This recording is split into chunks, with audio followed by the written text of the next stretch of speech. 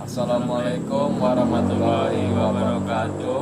Perkenalkan, nama saya Bima Satya Kencana. Nama saya Batur Rahman Abdillah dan kami akan menjelaskan mengenai piramida penduduk. Pengertian piramida penduduk adalah grafik khusus yang digunakan untuk menampilkan komposisi umur dan jenis kelamin dari suatu populasi atau kelompok. Terdapat dua bagian dalam piramida penduduk, yaitu bagian sebelah kiri dan sebelah kanan. Bagian sebelah kiri menyajikan data-data laki-laki, bagian sebelah kanan menyajikan data perempuan. Sumbu vertikal menunjukkan interval 5 tahunan, ditampilkan dari umur yang paling muda hingga yang paling tua. 1. Mengetahui komposisi penduduk menurut umur dan jenis kelamin. 2. Mengetahui jumlah penduduk. 3. Mengetahui rasio ketergantungan. 4. Mengetahui usia produktif dan non-produktif. Jenis-jenis. 1. Piramida ekspansif. Piramida ini dikenal juga dengan sebutan piramida penduduk segitiga kerucut, limas, atau piramida penduduk muda. Karakteristik dari piramida ekspansif yaitu 1. Sebagian besar penduduk berusia muda. 2. Penduduk lanjut usia relatif sedikit. 3. Angka kelahirannya lebih besar daripada angka kematian. 4. Pertumbuhan penduduk sangat cepat.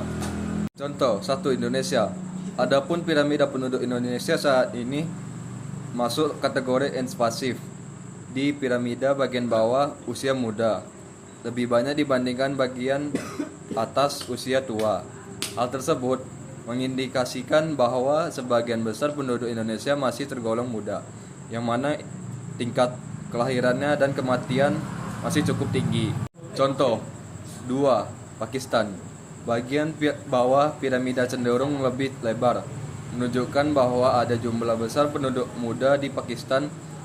Hal ini tersebut juga menunjukkan bahwa ada tingkat kelahiran yang tinggi atau telah ada dalam beberapa dekade terakhir yang menyebabkan pertumbuhan populasi yang cepat. Beban ketergantungan cenderung tinggi dikarenakan jumlah penduduk muda yang besar. Contoh Nigeria.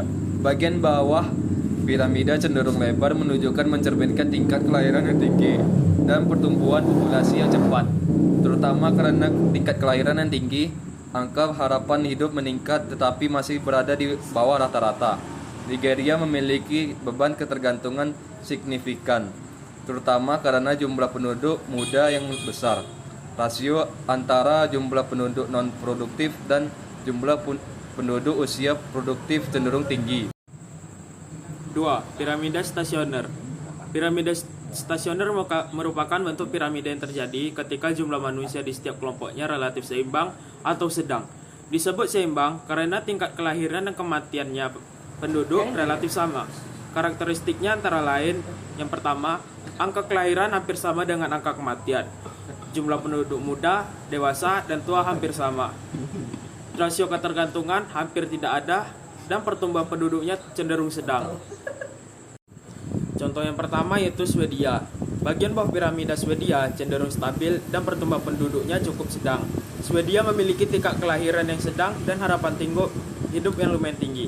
Piramida penduduk Swedia cenderung menunjukkan distribusi usia yang lebih seimbang dengan proporsi yang relatif seragam dari berbagai kelompok usia. Yang kedua, Amerika Serikat. Bagian bawah piramida Amerika Serikat cenderung relatif stabil atau bahkan sedikit lebih sempit, memiliki tingkat harapan hidup yang lebih tinggi. Amerika Serikat cenderung menunjukkan distribusi usia yang lebih seimbang dengan proporsi yang relatif beragam dari berbagai kelompok usia. Dan yang terakhir, Selandia Baru. Bagian bawah piramida cenderung relatif stabil, menunjukkan tingkat kelahiran yang moderat dan pertumbuhan populasi yang sedang, memiliki tingkat harapan hidup yang tinggi, yang menyebabkan pertumbuhan populasi juga seimbang dengan angka kematian. Dan jenis piramida terakhir yaitu piramida konstruktif. Piramida konstruktif adalah piramida yang terjadi akibat angka kelahiran menurun dengan cepat dan tingkat kematian sangat rendah. Piramida penduduk ini menunjukkan jumlah penduduk usia dewasa lebih banyak daripada jumlah penduduk muda. Ciri-cirinya antara lain, yang pertama, jumlah penduduk muda sangat sedikit. Yang kedua, menurunnya tingkat kelahiran dan kematian. Ketiga, rasio ketergantungan hampir nol.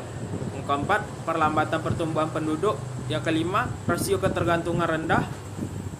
Yang terakhir, jumlah penduduk usia kerja relatif lebih besar. Contoh yang pertama yaitu Jepang. Bagian bawah piramida Jepang sangat sempit, menunjukkan tingkat kelahiran yang rendah dan penurunan populasi. Jepang menghadapi masalah penurunan tingkat kelahiran yang signifikan dan memiliki salah satu tingkat kelahiran terendah di dunia. Bagian atas piramida cenderung memanjang secara signifikan, menunjukkan peningkatan harapan hidup. Yang kedua, Korea Selatan. Bagian dasar pada piramida Korea Selatan relatif sempit. Meskipun lebih lebar daripada Jepang, bagian bawah piramida tersebut relatif sempit, menunjukkan tingkat kelahiran yang rendah dan penurunan jumlah populasi. Bagian atas piramida cenderung memanjang. Hal ini menunjukkan peningkatan harapan hidup. Korea Selatan menghadapi tantangan serupa dengan Jepang dalam mengelola populasinya, termasuk beban ketergantungan yang sangat meningkat. Contoh yang terakhir, Rusia. Bagian bawah piramida Rusia cenderung sangat sempit, menunjukkan tingkat kelahiran yang sangat rendah dan bahkan penurunan jumlah anak-anak dalam populasi. Pertumbuhan populasi yang stagnan atau menurun. Rusia mengalami masalah serius dengan tingkat kelahiran yang rendah dan penurunan populasi. Bagian atas piramida cenderung memanjang secara signifikan, menunjukkan peningkatan angka harapan hidup pada masyarakat Rusia. Sekian presentasi materi dari kami. Mohon maaf bila ada salah kata dan ucapan. Terima kasih dan assalamualaikum warahmatullahi wabarakatuh.